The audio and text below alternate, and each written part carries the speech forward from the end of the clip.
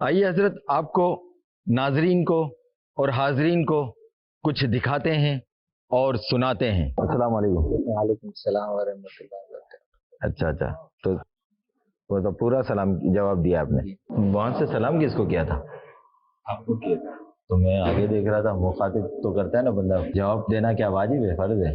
جواب دینا تو واجب ہے، آپ کو اگر آپ نے سن لیا تو وعلیکم السلام ورحمۃ اللہ وبرکاتہ۔ سلام کرے کوئی تو کیا جواب دیں گے؟ وعلیکم السلام۔ بس؟ وعلیکم السلام ورحمۃ اللہ وبرکاتہ۔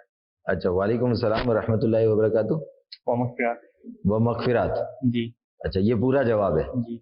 اور اگر پورا جواب نہیں دے تو وعلیکم السلام کہتے ہیں، صرف وعلیکم السلام کہتے ہیں؟ وعلیکم السلام ورحمۃ اللہ وبرکاتہ۔ اچھا، یہ پورا جواب ہے۔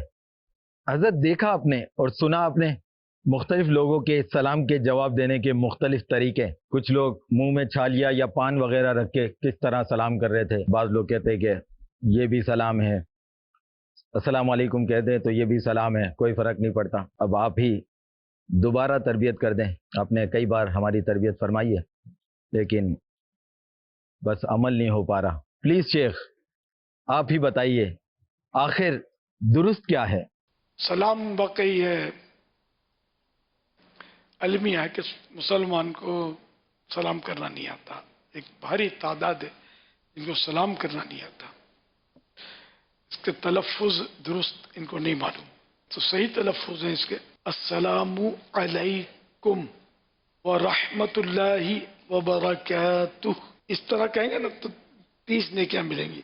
صرف السلام علیکم کہیں گے تب 10 نیکیاں، ساتھ میں ملائیں گے ورحمۃ اللہ تو اور 10 نیکیاں بڑھ گئیں، وبرکاتہ تو اور 10 نیکیاں بڑھ گئیں، تو یہ 30 نیکیاں بن جائیں گی، جبکہ ظاہر درست تلفظ کے ساتھ سلام کیا جائے۔ وہ مغفرتہ ساتھ نہیں ہے، شامل۔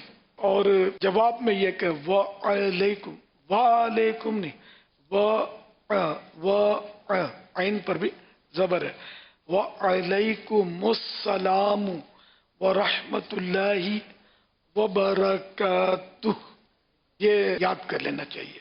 مکتبۃ المدینہ کی ایک مختصر سی کتاب ہے، 550 سنتیں اور آداب، یہ انشاءاللہ پڑھیں گے تو آپ کو اس میں سلام کے بھی ہیں سنتیں اور آداب، سلام کا صحیح تلفظ بھی اس پہ دیا ہوا ہے۔ پھر جواب میں بھی واحیاتی کرتے ہیں بعض لوگ، شرارتیں کرتے ہیں، آپ کے بچے ہمارے غلام، پتہ نہیں کیا کیا بولتے ہیں۔ پھر یہ کہ بعض وہ بالکل ہی اٹھ پٹانگ جنت تو حلال ہو، دوزخ و حرام ہو، اس طرح کے بھی، تو یہ اپنی طرف سے ایڈیشن نہ کیا کریں، بلکہ جو حدیث پاک میں ہمیں وہ پڑھنا ہے۔